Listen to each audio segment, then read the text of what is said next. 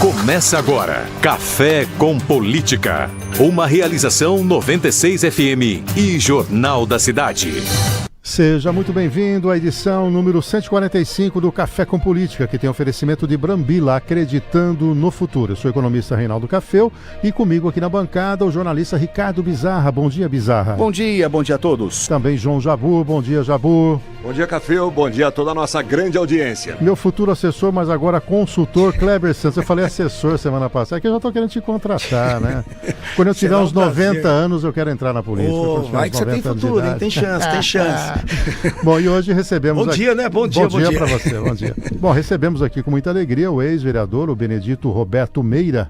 Coronel Meira, bem-vindo aqui, Coronel, para ilustrar, né, e nos ajudar aqui a debater a política local, nacional. Um abraço. Bom dia, Cafeu, bom dia, Bizarra, bom dia, Kleber, bom dia, Jabur, e bom dia aos ouvintes da 96 e obrigado pelo convite. Bom, Meira, é óbvio, né, que a gente vai fazer também o recorte nacional. Tem uma pesquisa que saiu ontem de popularidade, nós temos a questão da Glaze, temos aí as questões envolvendo a nossa cidade e o estado, mas a notícia da semana, no imbróglio da semana, foi o adiamento das sessões e que culminou ontem na Câmara Municipal com a abertura da processante do Borgo, e na segunda-feira vai ser apreciada a processante do Marcos de Souza. Qual a sua leitura desse momento político e se efetivamente se avalia que o Borgo corre riscos aí de perder o seu mandato? Bom, eu não vejo riscos do Borgo perder o mandato em razão daquilo que ele fez, né? Porque ficou bem evidente que a palavra que ele usou de baixo calão não foi em plenário, foi fora de um contexto do plenário, e quando fizeram o recorte, apenas ele proferindo a palavra de baixo calão, dá a entender que o vereador faltou com o decoro parlamentar. Na verdade, o vereador estava retrucando, ou estava respondendo a uma ofensa de uma outra pessoa. Então, quando ele responde uma injúria, ou seja, eu mando você tomar naquele lugar, e você imediatamente fala a mesma coisa para mim. Chamada retorção. Retorção imediata. Então isso está no próprio Código Penal, que é uma excludente de ilicitude, ou seja, está excluído, não há crime nesse contexto. Então eu vejo que aquilo que o Borgo está sendo acusado, pelo qual motivou a processante e foi aprovado em plenário pela Câmara, não é motivo suficiente e justo para que o Borgo venha perder o mandato. Mas, como lá, vamos dizer, é uma decisão política. Então, politicamente, ontem foi a plenário e 12 vereadores, dos 17, acho que estão 17 presentes, 17 presentes, 12 decidiram que o Borgo deve ser submetido a uma processante. Porém, o próprio Bizarro hoje falou com muita propriedade, nós temos todo um trâmite, né, para processante. Então, agora, notificação para o Borgo tem 10 dias para poder responder. Nessa resposta do Borgo, em que ele vai inclusive apontar provas e vai também apresentar testemunhas, pode a presidente e a comissão entender que é motivo de arquivamento. Nem leva para plenário. Nem leva para plenário. Mas só que tem um detalhe a acrescentar. Quando a comissão pede o arquivamento, tem que submeter ao plenário o arquivamento. Então pode novamente, ou seja, a processante pode ter sequência, mas ela pode também ser estancada de imediato. O que eu vejo como salutar e necessário nesse momento para evitar essa queda de braço de situação e oposição. Nós precisamos fazer o município andar, progredir, e ou seja, nós temos assuntos aí de sobra para poder ser discutidos. Bom, a leitura que o próprio jornal trouxe, o Fleury, nós acompanhamos, é que houve, de certa maneira, uma retaliação em relação ao Borgo, que tudo que indicava que se a sessão fosse na segunda, seria pelo arquivamento, mas quando acho que é um filiado ao Partido Novo, sim, né, o Diego, acabou entrando com pedido processante, aí ele falou, não, morreu tudo aqui, e a expressão que foi utilizada, acho que foi o Fleury, né, que é sangue nos olhos, né, que veio, que o Marquinhos de Souza estava com sangue nos olhos, ele queria, entre aspas, vingança. Você entende que isso pode ter efetivamente acontecido? Entendo que também isso é um ingrediente que pode ter contribuído para isso, não tenha dúvida, mas eu vejo, vou voltar a repetir, o que isso vai ajudar e contribuir com o município? Nada. Nesse momento, nada. Eu entendo que os dois casos, tanto aquele que o próprio Diego coloca no seu pedido de comissão processante, quanto esse em relação ao Borgo deveriam ser apurados e serem analisados pela comissão de ética. Nós temos uma comissão permanente exatamente para isso. Não é caso para caçar mandato de vereador uma situação como essa. É a mesma coisa, prefeita, nós temos lá as infrações políticos-administrativas lá no Decreto-Lei 201. A prefeita ela deixa de cumprir lá, deixa de enviar um documento. Está lá. Quando a prefeita não envia um documento em tempo hábil, é motivo de cassação. Eu vou caçar a prefeita porque ela deixou de enviar um documento, sabemos lá o que aconteceu, mas está lá o próprio decreto prevê isso. Então, eu entendo que nós temos que, antes de fazer um pedido formal de uma processante, analisar o contexto e verificar o seguinte, esse caso de fato merece ser apreciado por meio de uma comissão processante? Sim ou não? É assim que nós temos que fazer. O Kleber queria falar algo sobre... O Meira comentou da questão da processante, e só para deixar claro, então, que você acabou de falar, se na sua visão, esse caminho escolhido, se ele foi realmente o mais adequado, né? Porque ao instalar a CP, a Câmara está agindo com um certo equilíbrio, ou você acredita que ele poderia ser, então, resolvido internamente na Comissão de Ética? Poderia ser resolvido internamente na Comissão de Ética. Eu entendo que sim. O Borgo temia um pouco a Comissão de Ética, pelo que eu apurei, por conta da presidência da Comissão da Ética, que é o Sandro Bussola. Ele teria ali algum tipo de restrição. Você fez essa leitura? Veja só, o que a Comissão de Ética tem a prerrogativa para fazer? Ela tem prerrogativa para caçar vereador? Não. Só caça vereador por meio de uma comissão processante. O que a Comissão de Ética pode propor são várias medidas ali, como por exemplo uma repreensão, como por exemplo lá tem lá algumas as medidas, as sanções previstas para o vereador. Agora, qual que é a mais grave? Qual que é a principal? É a cassação. Só que a cassação, a comissão, ou seja, os membros designados da Comissão de Ética, para apurar aquele caso, vai encaminhar isso para o plenário e falar, olha, esse caso aqui é caso para cassação, portanto, nós temos que abrir uma processante. Então, a Comissão de Ética não tem o poder e a prerrogativa de pegar e cassar o mandato de um vereador. Então, eu vejo como... Eu não vejo na mesma linha do Borgo como temerária. Não, eu entendo que seria o melhor caminho e o mais adequado para o caso. João Jabur. Até pegando um gancho nisso do que o Meira acaba de dizer, tecnicamente, para fazer um contexto, tecnicamente, o Meira já colocou, não é uma cassação para ser efetivada, não há motivos para cassação tecnicamente. Porém, politicamente, a situação segue em aberto, muito em função do caminho que o Borgo escolheu, que até surpreendeu, de certa forma, os observadores, mesmo gente lá de dentro da Câmara que estava tentando costurar o caminho da Comissão de Ética, porque talvez pelo estilo dele, pela forma como ele age politicamente, que é um pouco mais agressiva, que é veemente, que é aguerrida, o Borgo escolheu partir para um confronto quando ele propõe uma CP para o Marquinho, né? Fogo de encontro, aquela coisa toda. Eu não faço uma crítica disso, não, porque é o estilo dele, ele está sendo autêntico, ele está sendo Borgo. Só que isso talvez não tenha pavimentado tanto o caminho para uma solução rápida e imediata, como você bem defende, porque a cidade tem tantos problemas, né?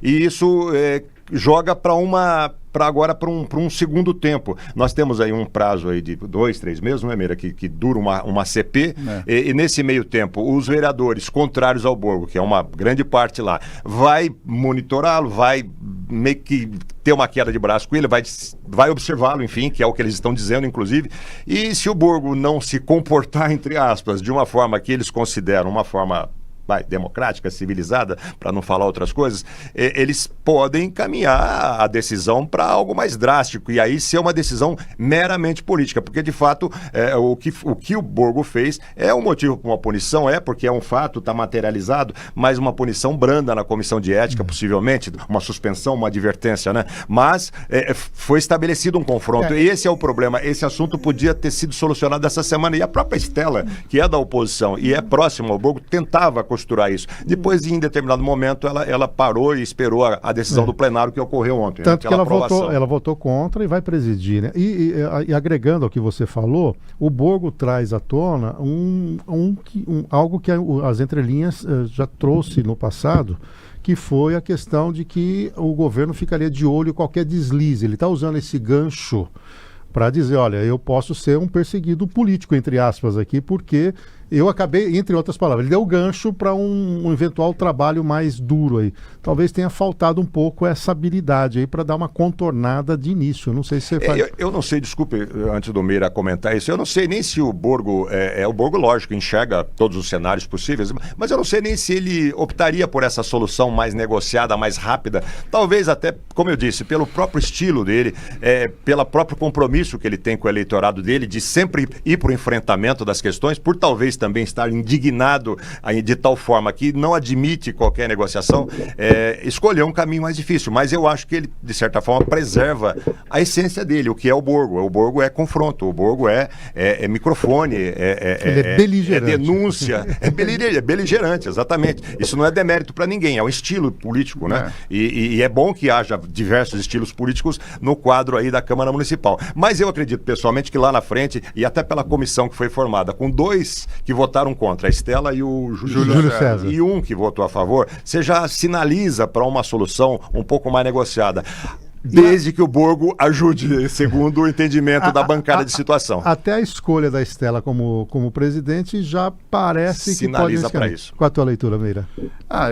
Eu entendo o seguinte, ontem eu vi uma fala do Borgo, que foi veiculada na TV, que eu achei interessante. O Borgo falou assim, não roubei a Coab, não me apropriei de bem público, não sou ladrão, e estou sendo acusado... Anunciou 500 mil reais para a saúde. E vou ser submetido a um processo de cassação porque eu respondi a uma ofensa que fizeram a mim. E durante todo o tempo que o Borgo foi lá defender o título de cidadão bauruense ao presidente Bolsonaro, o Borgo foi ofendido e humilhado. Veja só, se agora alguém chegar lá e falar assim, eu vou apresentar uma proposta de título de cidadão bauruense para o presidente Lula. Então eu vou lotar a galeria lá e quem estiver defendendo isso vai começar a xingar e ofender. Nós não podemos permitir isso. Então o Borgo, ele reagiu a uma injusta provocação que fizeram com ele. E isso é motivo para poder caçá-lo. É isso que eu tô... Agora, tudo isso que o Jabbour falou, concordo. É o estilo do Borgo. E é um perfil que ele adotou, né, no seu meio político, de ser combativo, de ser bastante aguerrido e tal. Às vezes, até eu falo pro Borgo, Borgo, você é meu amigo, tira o pé. Tem hora que você tem que pegar e recuar. O melhor ataque, às vezes, é recuar. A defesa. Então, você se defende para depois... colocar as armas em prática, entendeu? Na segunda tem tudo para não levar em frente a do Marco de Souza. Se for pelo lado político. Pelo lado político, não vai passar. Por quê? Porque nós sabemos que hoje, né, a prefeita, o grupo da prefeita da situação, ele tem uma maioria, acabou. Então a leitura que a gente faz é que ela tem de 13 a 15, né? Tem 2 ali que toda hora mudam de lado, né? Inclusive até fiz uma leitura, eu tenho visto o comportamento tanto do Natalino como do pastor Bira meio dúbio em relação ao governo ou não, ao executivo. Eu não sei o que acontece ali, que tem hora que parece que eles são oposição, tem hora que eles parecem que são situação. Então eu fico meio sem saber. Então, às vezes a gente computa os 15, que daria uma maioria, né, esmagadora em relação a isso, né? Então, não sei. É que nós só vamos saber isso de verdade, o Café, o dia que nós tivermos um debate, por exemplo, um embate político em que a prefeita precisa de 2/3 dos votos, por exemplo. Que vai ser raro, né? Vai ser raro, porque agora praticamente é só maioria simples. Mas, por exemplo, a cassação é 2/3 dos votos. Então, aí nós vamos saber, de fato, quem são essas pessoas que fecham os olhos e votam com a prefeita. Como, por exemplo, o caso do hacker agora. E aí? E agora? E agora? E agora? E o inquérito? Só para contextualizar quem não está... Quem viu o inquérito? Peraí, vamos só contextualizar, porque quem está acompanhando não sabe do que se trata, né? Ontem foi para a Polícia Federal o caso hacker, inclusive indiciando o Vitorelli, que é cunhado da prefeita. Então, ficou comprovado que houve o pagamento, que efetivamente o hacker recebeu dinheiro e os dois estão indiciados. O hacker continua na Sérvia. Ontem ele concedeu, inclusive, uma entrevista ao vivo para a Auriverte.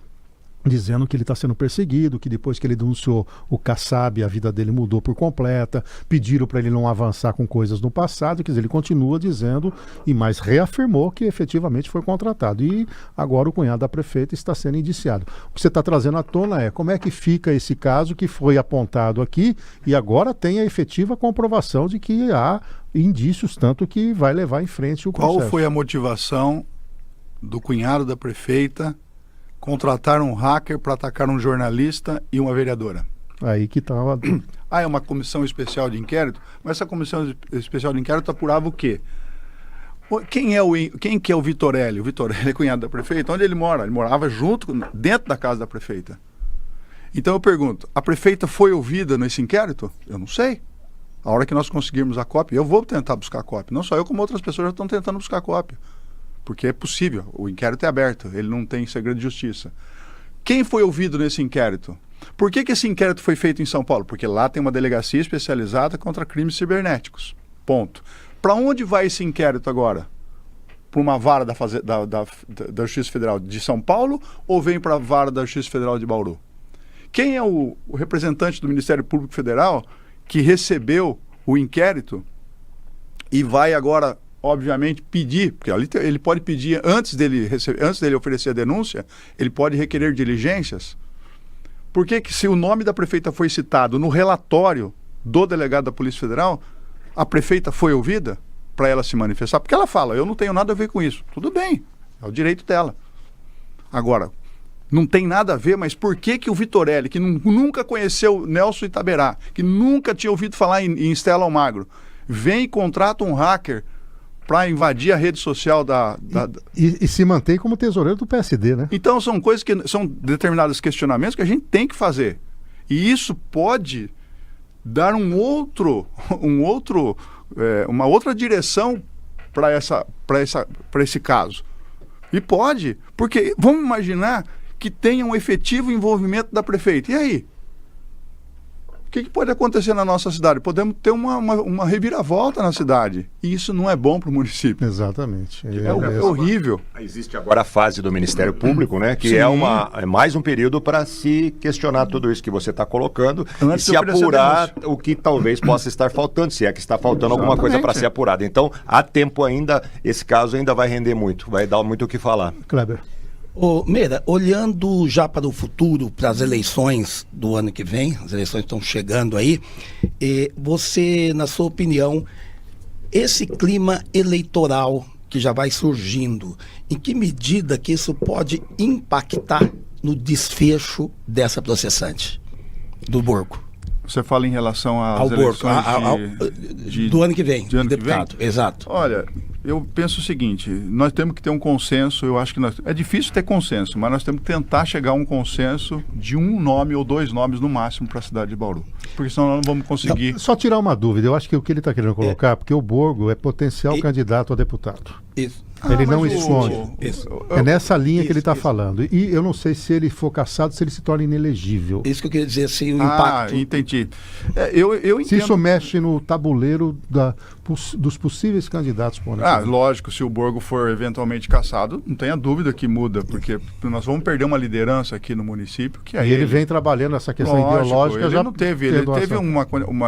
teve uma evolução de uma eleição para outra considerável. Isso significa que o eleitorado o apoiou, gostou do trabalho dele. Ele teve mais de 4 mil votos. Então, não é uma votação inexpressiva, é uma votação expressiva. Então, ele é um potencial candidato? Lógico que ele é, como o Júnior Rodrigues é, como a própria Estela seria uma potencial candidato, não tenha dúvida. Agora, volto a repetir, vamos voltar para o cenário da eleição anterior.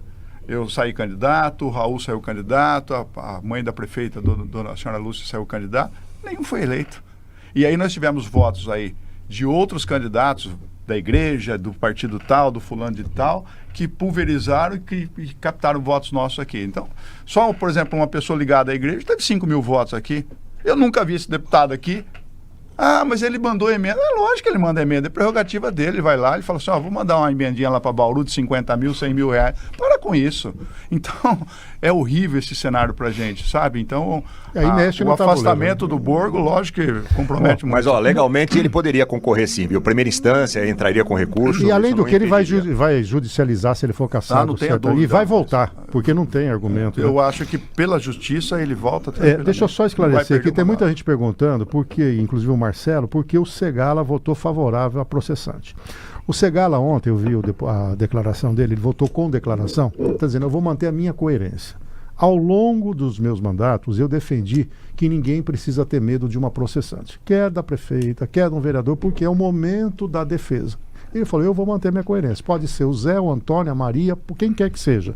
Eu vou sempre votar favorável à abertura de uma processão. Então ele manteve esse discurso independentemente do nome. Mas ele teria tudo ontem para votar contrário, mas seria um voto vencido porque já estava sacramentado isso.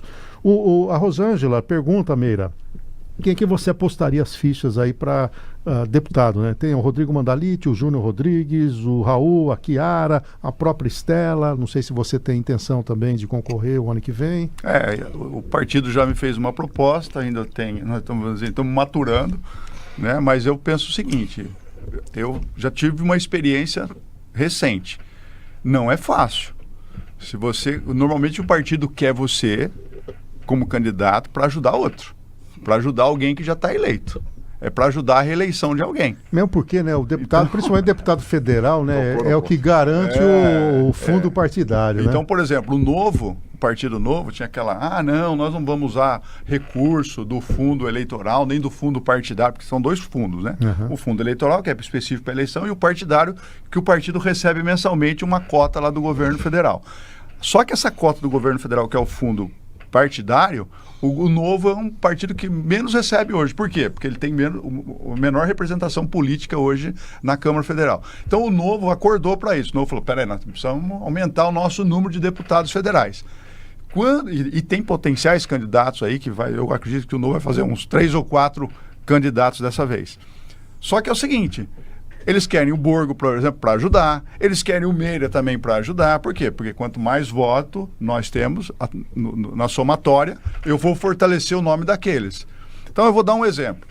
Nós tivemos uma candidata no Novo, a prefeita municipal de São Paulo, e eu entendia que a candidatura dela era absolutamente inviável, mas é uma decisão do partido. Gastou quase 4 milhões na campanha dela para ter 80 mil votos na capital de São Paulo, com 8 milhões de eleitores. Então, me desculpem, é acender vela para defunto ruim, não tá errado. Tinha que, na verdade, distribuir o recurso que foi destinado para ela para fortalecer outros candidatos a prefeito nos municípios. Que não teve, por exemplo, só teve um município que foi Andradina que foi eleito, mas, por exemplo, o candidato a prefeito em Marília, ele não recebeu 1 centavo do Novo. Então, o Novo não soube distribuir o recurso para fortalecer. Aí que eu rendo homenagens ao Kassab. O Kassab é inteligente. O que ele fez? Ele fortaleceu a candidatura de diversas pessoas à prefeitura municipal. E hoje ele tem 800 prefeitos no Brasil. O que esses 800 prefeitos vão ajudar e contribuir para a eleição do deputado federal e deputado estadual do seu respectivo? Não, ele montou uma estratégia. Então, ele é uma exitosa. pessoa hábil, inteligente para essa finalidade. Coisas que os outros partidos, ele fica com essa, não vamos pegar recurso daqui. Para com isso. O recurso do fundo partidário é um recurso destinado para isso. O recurso do fundo eleitoral é para isso. Tem que ser utilizado e não simplesmente direcionado para pessoas erradas, ao meu ver. E tem um detalhe, quando o partido não pega o fundo, automaticamente ele não volta também para o caixa do governo, ele é distribuído entre os demais partidos. Exatamente. Então não adianta nada. Ele é distribuído. Muito bem. 8 horas da manhã, hora do nosso primeiro intervalo comercial, o único que tem também, né? A gente vai aproveitar aqui, tomar um cafezinho, agradecendo a parceria com o Metropolitan Restaurante, né? Hoje com um pãozinho de queijo aqui. Aí sim, é o Café com Política. É o nosso momento ostentação. Aqui a gente toma café, mas é bancado pelo Metropolitan. Continua a mesma qualidade, hein? Mesmo com o preço mais elevado.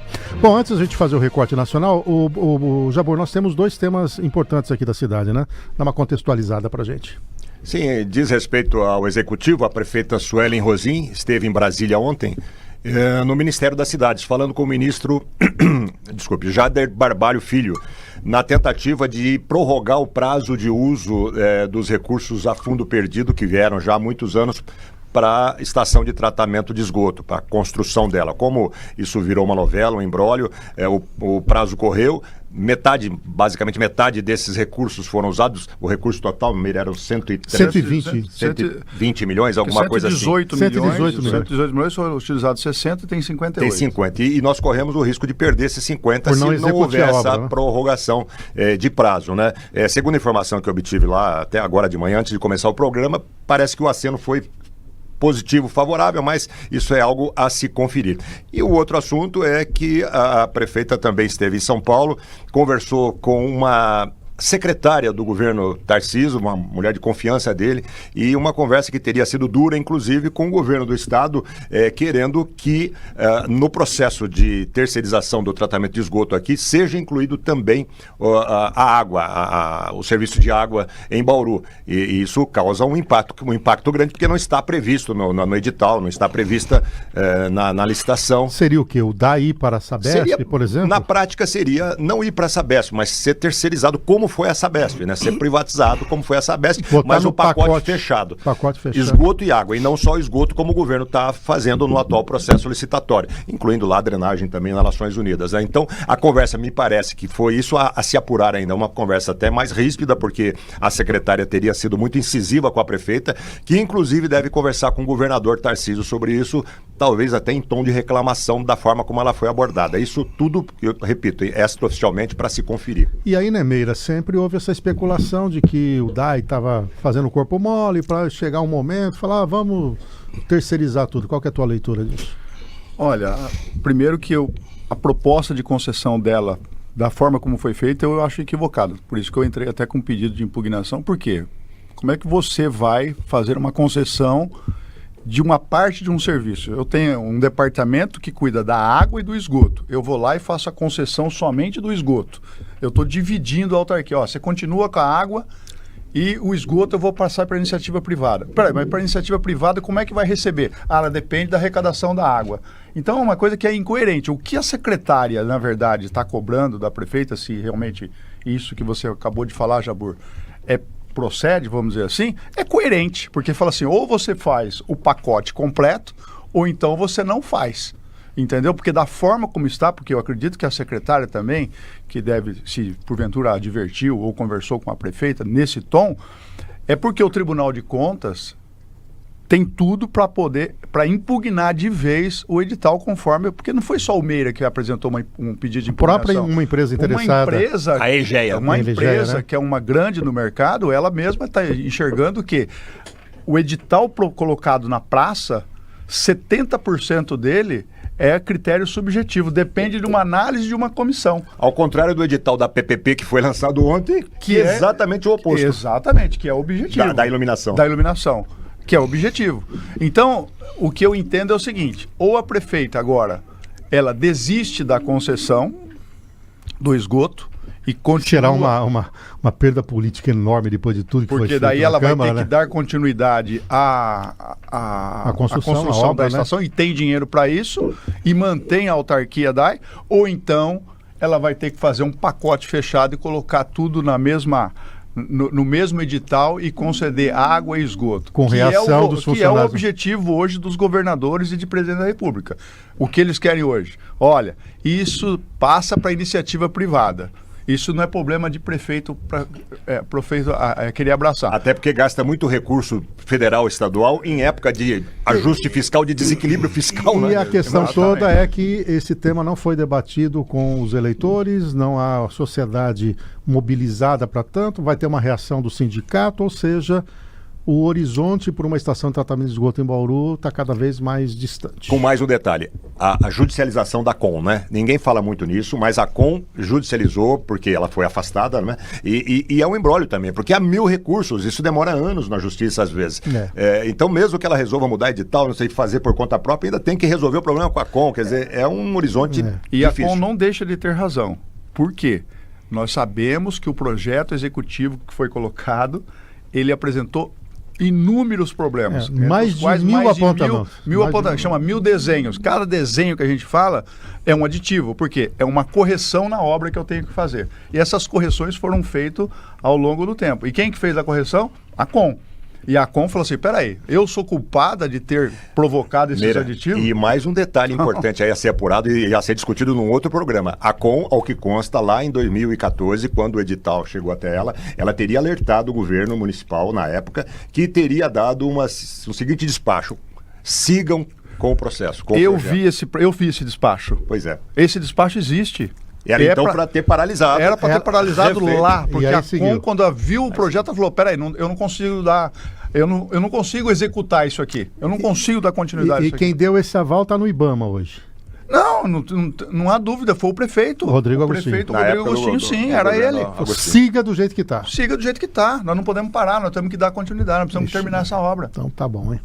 O Flávio Guedes concorda com você, se não houver consenso de nomes, Bauru corre o risco de novamente ficar sem deputados.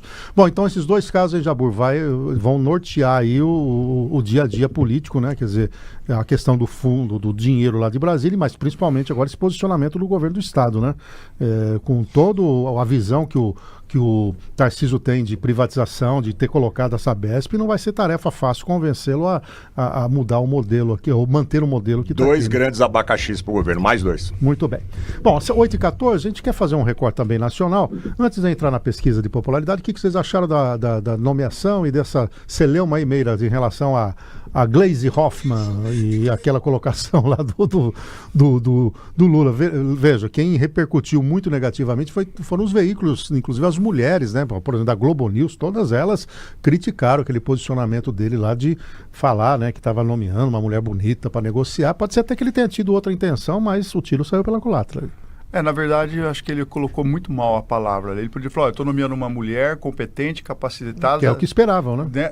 Que é da minha confiança para poder conversar com os parlamentares. Pronto, acabou. Eu acho que essa... Então, infelizmente, o presidente Lula, em razão da idade avançada, hoje ele fala algumas coisas que eu vejo que quando a gente vai ficando mais velho, em determinados momentos você coloca palavras que são indevidas. Mas as pessoas te respeitam e falam assim, não, é pela idade dele. Então, só que ele é o presidente da República e uma palavra mal colocada, uma palavra mal utilizada num contexto desse, obviamente, provoca reações de muitas pessoas. E aí, né, Kleber, em vez dela admitir isso, ela atacou o Bolsonaro, né, que não é presidente da República, não tem nenhum cargo, né? Tá todo mundo falando, peraí, não adianta atacar o Bolsonaro. O Bolsonaro é um sujeito que está indiciado. O Bolsonaro nós já conhecemos. Como é que você vai defender de uma fala do Lula atacando um adversário que nem participou do contexto? Na verdade, ela quis minimizar e atacou, ela publicou, inclusive, falando isso, que os bolsonaristas estariam fazendo um carnaval com tudo isso aí. Mas, na verdade, ontem mesmo eu vi o PSOL na tribuna da Câmara criticando e dizendo que não concorda com isso. O PSTU fez também um documento às mulheres, enfim, foi na esquerda, foi de ponta a ponta. Contra o Lula. Contra o Lula, que não jamais poderia reduzir, que isso não pega para os dias de hoje esse tipo de comentário. Agora, o mais grave de tudo isso, e a gente vai falar da pesquisa daqui a pouco, é que no momento em que o governo precisa de melhorar a imagem, de subir, de crescer, de recuperar, ele perde uma oportunidade dessa, porque aquele evento foi o lançamento de um programa, o lançamento de um projeto para levantar a moral do governo junto à classe menos favorecida. E o que aconteceu? Com esse deslize que ele falou com essa palavra, a manchete acabou sendo isso. Novamente, ele destruiu uma oportunidade que teria para ser um fato positivo para o governo. E aí, Jabur, tem sido recorrente essas falhas do Lula, né?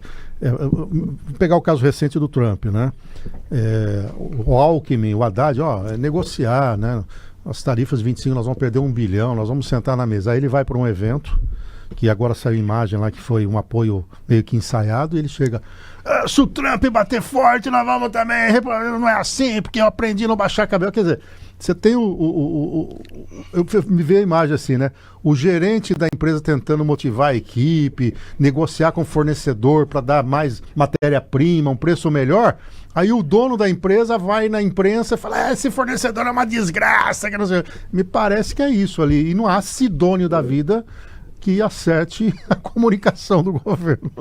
Café, eu acho que essa incontinência verbal do Lula é o grande sinal, e talvez da forma até mais suave, de que o período Lula esgotou-se em termos de candidatura, em termos de liderança de partido ou mesmo de governo, principalmente de governo, que afeta a todos nós, né? É claro isso, ele já Fadigou. tem dificuldades sérias, não só na questão verbal, né? Mas também na própria gestão. Você vê que é outro governo esse, diferente do Lula 1, do Lula 2. O Lula era muito mais ágil, muito mais móvel, hoje ele nem sai do Planalto praticamente, né? E mais do que essa fala em relação à mulher, o que também está se cobrando muito dele é que ele esvaziou o governo de mulheres e de negros, que foi uma promessa dele, né? Ele tinha 11 mulheres em cargos chaves, ministério e primeiro escalão, e hoje praticamente não tem mais. Ele está sendo muito cobrado por isso também. Se pegar o retrato da posse agora, vai ver o contraste. E isso tudo culminou e vem culminando, né, Kleber, com resultados negativos. Mais uma pesquisa saiu ontem sobre a aceitação do governo e a popularidade do Lula. Traz os números pra gente. Tá despencando, viu, Café? O que tem? Quem que fez a pesquisa? A pesquisa IPEC.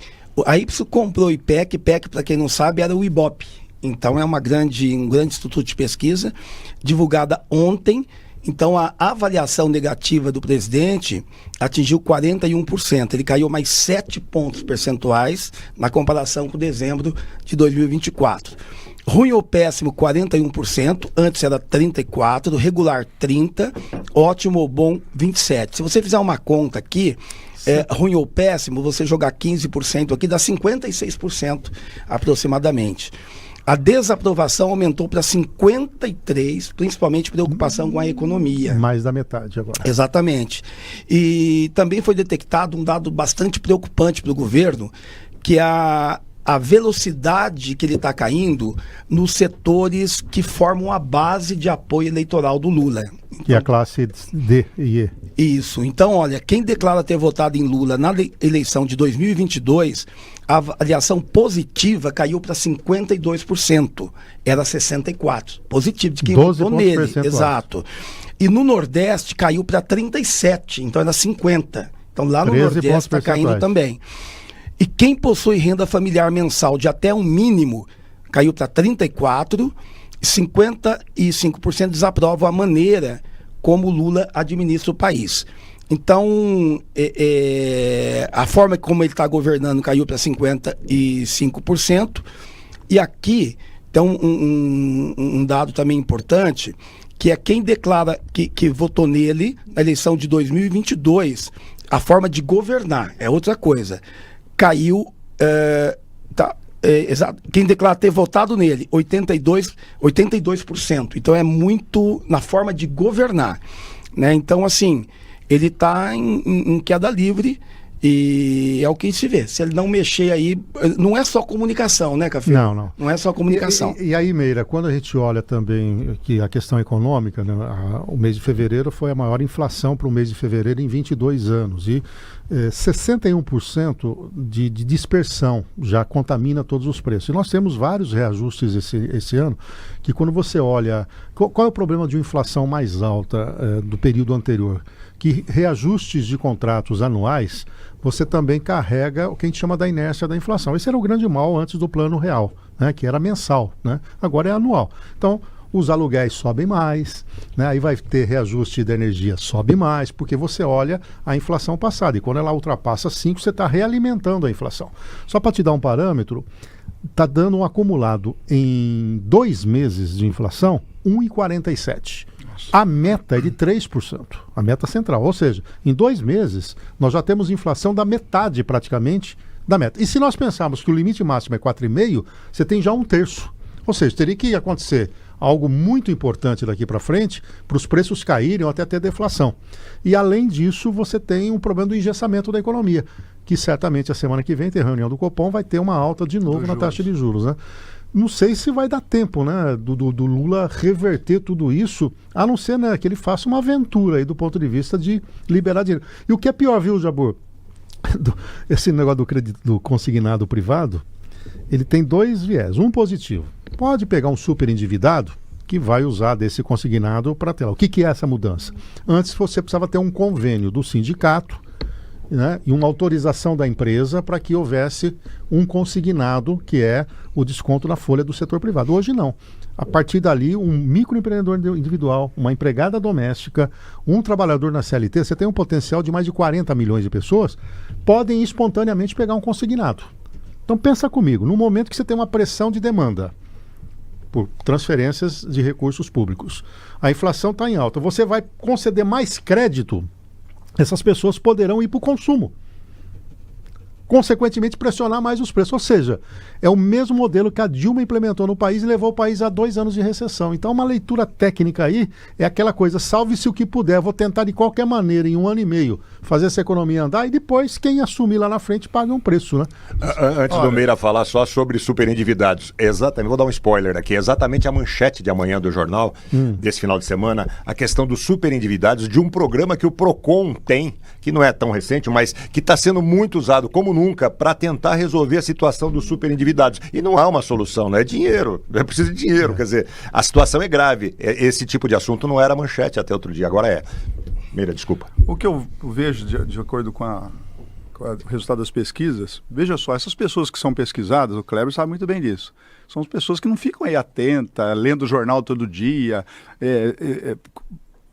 fazendo leitura disso, daquilo, não. A pessoa é consultada e fala assim, ó, você está satisfeito? Não. Por que ela não está satisfeita? Não, a minha opinião, Kleber, você é um especialista nisso. Porque a pessoa não está conseguindo ir no mercado, não está conseguindo comprar carne, não está conseguindo comprar café. O café hoje é 28, 30. Eu cheguei meio quilo. Meio quilo de café, R$35. Pô, nós somos um dos maiores produtores de café do mundo. É o maior. O maior. Segundo é Vietnã. Poxa, caramba. E como é que pode um negócio? Você vai comprar o ovo tá caro, que era um alimento do dia a dia.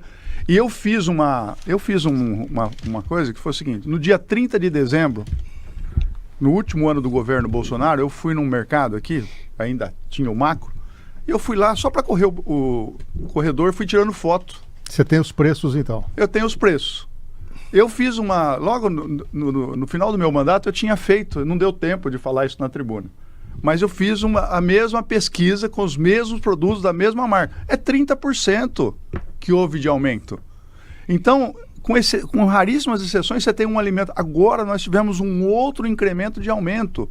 Ou seja, a pessoa que respondeu negativamente, que hoje não aprova o governo Lula, é a pessoa que precisa ir para o mercado e não tem dinheiro para comer. E aí recorre aos consignados, recorre aos empréstimos, por quê? Porque surgem as dívidas e a pessoa precisa pagar a dívida. É IPTU, é IPVA, é imposto de toda a ordem que vem para a pessoa pagar. Fora o ciclo, né? Tem muitos netos e filhos pedindo consignado em nome dos avós. Dos avós. Dos avós. Exatamente. Eu sou aposentado. O que eu recebo de ligação diariamente, muitos golpes, mas muitas empresas oferecendo o que para mim? Consignado. Empréstimo. Consignado. Ontem eu já recebi, porque como eu também tenho aposentadoria, né?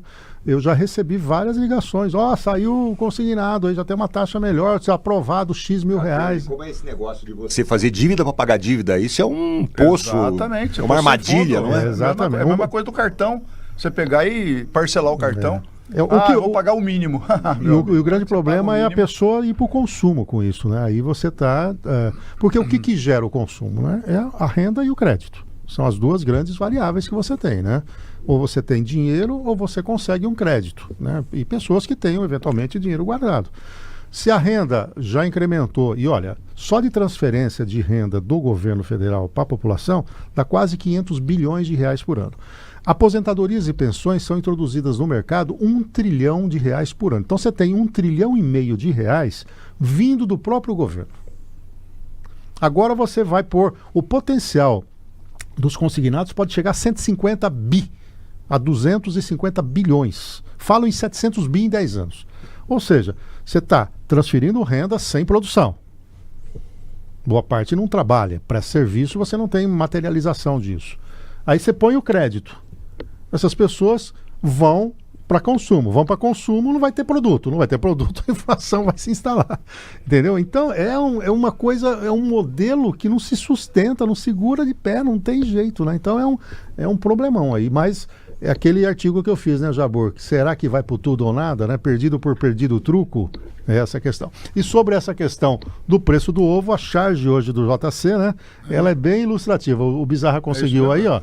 O ovo aumenta mais de 15% e aí, na hora do sujeito dar um anel para a esposa ou para a mulher, ele não dá um anel, ele dá um ovo, né? E chama ela de querida, né?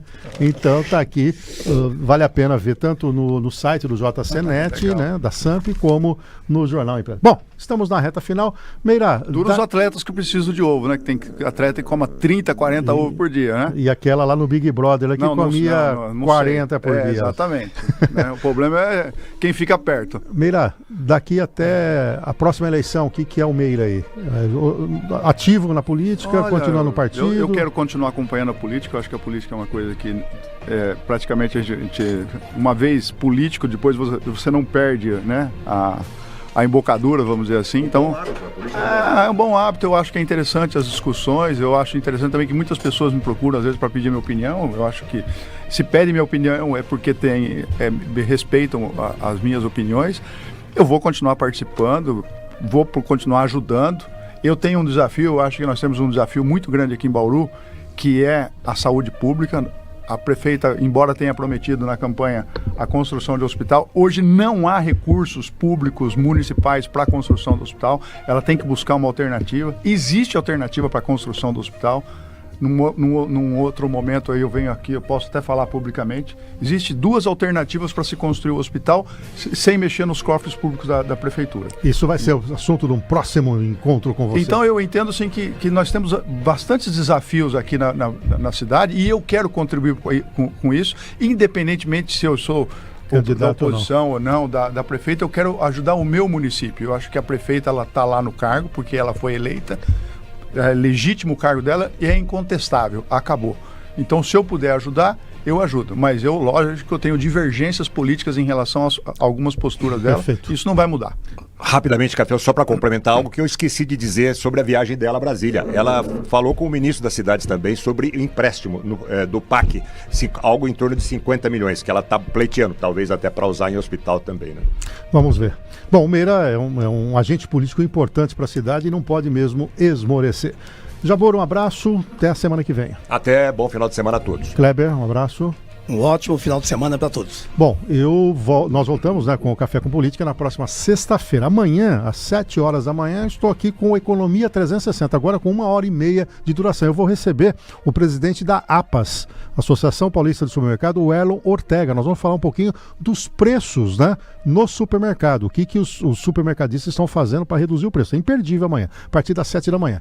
O Cidade 360 volta segunda-feira. A você, uma excelente sexta-feira, um ótimo final de semana. A gente tem um encontro novamente marcado na segunda-feira, às 6 horas da manhã, com mais uma edição do Cidade 360. Até lá, tchau, tchau.